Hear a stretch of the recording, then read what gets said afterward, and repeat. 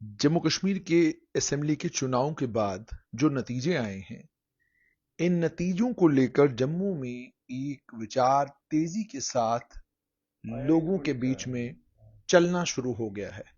विचार है कि जम्मू को पूर्ण राज्य का दर्जा मिलना चाहिए।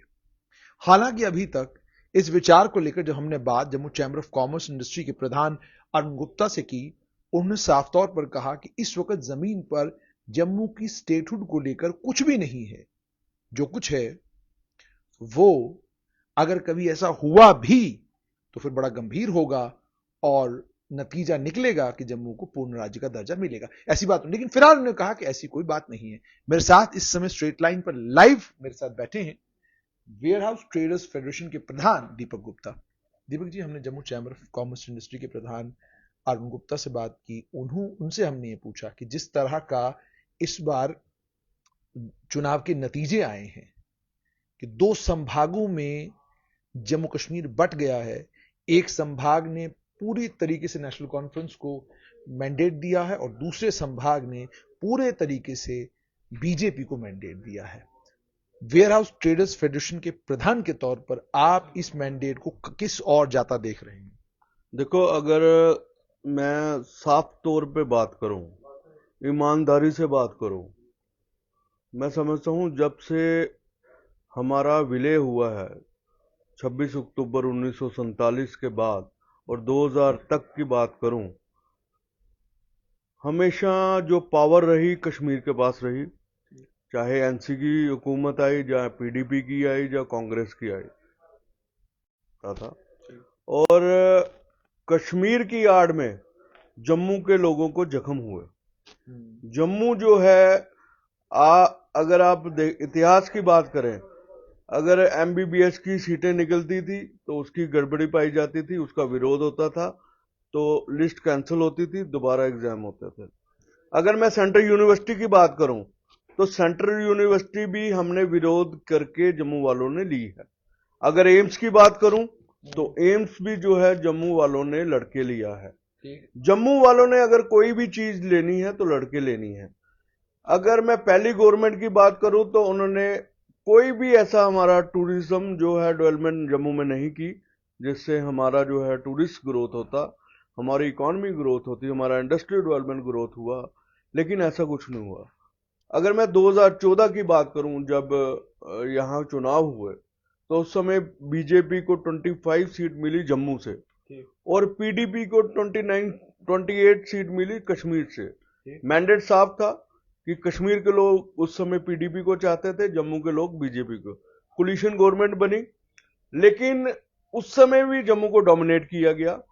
जम्मू में कुछ ऐसे काम नहीं हुए और जो बीजेपी करवा पाई, जो मैं कहूंगा, साफ तौर पे कहूंगा, बीजेपी की जो जम्मू के लोगों की एक्सपेक्टेशन थी, जितनी सीटें उस समय दी और जो लोग वो चाहते थे, वो बीजेपी नहीं करा पाई।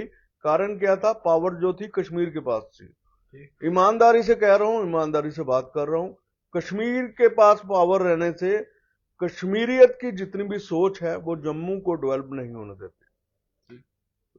उसके बाद गवर्नर रूल आया और सत्यपाल मलिक जी आए, उनका भी ध्यान जो है कश्मीर की तरफ रहा।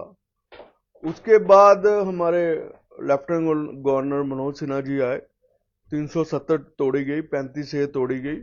बहुत अच्छी बात है, हम उसका खुल के जम्मू वालों ने स्वागत किया। और मैं समझता हूं उस समय एक जो है गलती हो गई कि इन्होंने डीलिमिटेशन जो है 2011 से की।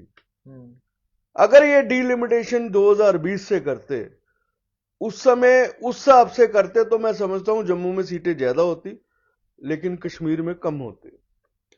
तो अगर हम इसको भी छोड़ें तो अगर हम ये देखें कि जो 2024 का इलेक्शन हुआ है, जो अभी जो इलेक्शन के रिजल्ट हैं, वो साफ तौर पे हैं, कश्मीर में मैंडेट जो है एनसी को दिया गया है और जम्मू में जो मेजॉरिटी का मैंडेट है वो बीजेपी को दिया गया है।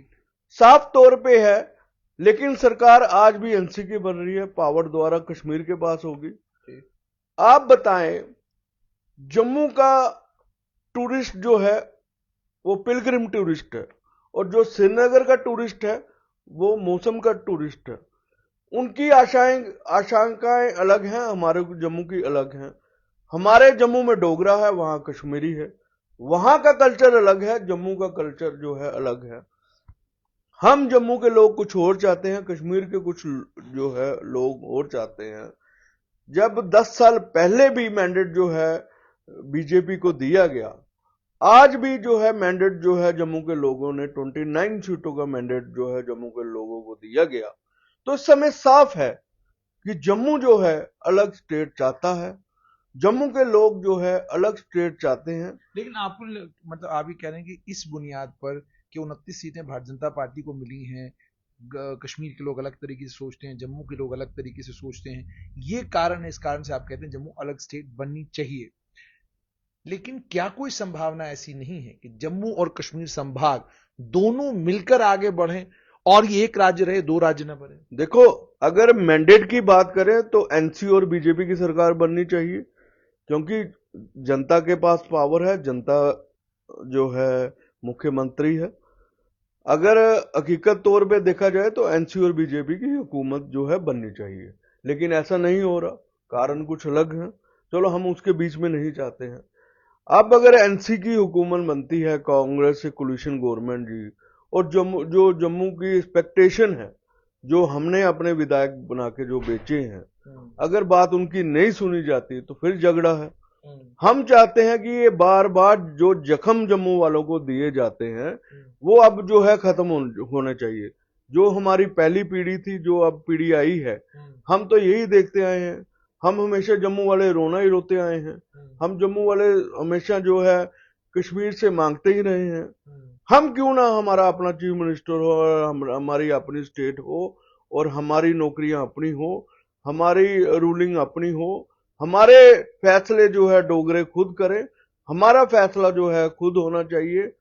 तो इसलिए जो है, यानी आप साफ तौर पर कह रहे हैं कि अगर नेशनल कॉन्फ्रेंस कांग्रेस कोलिशन में जो जम्मू से कुछ लोग गए हैं, जिन्होंने इस सरकार को समर्थन दिया है, जिसमें छम से सतीश शर्मा है, डॉक्टर रामेश्वर जो हैं वो बनी से हैं, उसके अलावा प्यारेलाल शर्मा इंदरवाल से वो गए हैं, उन्होंने भी समर्थन दिया है। उसके अलावा कुछ और लोग हैं जिन्होंने इस गठबंधन को समर्थन दिया है।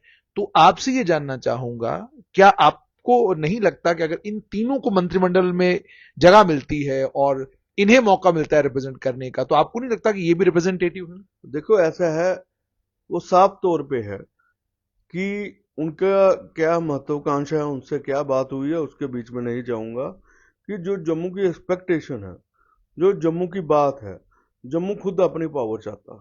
यानी आप ये कह रहे हो कि मेजोरिटी जो है उसने अपना जो डिसीजन दिया है वो बीजेपी के हक में दिया है, तो माइनॉरिटी अगर दो चार लोग हैं वो जम्मू को रिप्रेजेंट नहीं करते? बिल्कुल। आप देखो, अगर मैं 2014 की बात करूं, उस समय भी मैंडेट जो है जम्मू का बीजेपी को दिया गया। मैं किसी पार्टी का नहीं है कि बीजेपी को दिया जाए, कांग्रेस को दिया, जिसको भी दिया जाए, मैं कह रहा हूं जनता मालिक है, जनता जो है जनादर है। अगर जनता कांग्रेस को मैंडेट देती है जम्मू में, तो जम्मू में कांग्रेस की सरकार आनी चाहिए और जो है जम्मू की अपनी सरकार आनी चाहिए। मैं बार बार देखो, ठीक है, कश्मीर राग हम लगाते रहे, कश्मीर को बचाना है, कश्मीर को बचाना है, कश्मीर को बचाना है, ये कब तक चलेगा? जब कश्मीर को बचाते बचाते हम खुद उजड़ जाएंगे, हम खुद उजड़ गए हैं, ये कब तक अब सहेंगे? हमारी जो पीढ़ी है वो नहीं सहेगी। और मैं समझता हूं जो आने वाली सरकार है, चाहे जिसकी भी है, हम उसको मुबारकबाद भी देते हैं, लेकिन हम ये बात उनको स्पष्ट कहना चाहते हैं कि जम्मू की आशाओं और आकांक्षाओं पे जो है खिलवाड़ मत कीजिएगा। कि जम्मू जो है अब रुकने वाला नहीं है, थमने वाला नहीं है और ढलने वाला नहीं है। और जम्मू जो है इसका डट के मुकाबला करेगा। अगर हमें कहीं ऐसा लगेगा कि हमारी भावनाओं को खिलवाड़ किया जा रहा है, हमारी भावनाओं को ठेस पहुंचाई जा रही है, हमारी भावनाओं से खेला जा रहा है, तो समझो, तो जम्मू के हालात जो हैं वो कुछ और ही दिखाएंगे। ये हम जो है साफ तौर पे कहना चाहते हैं।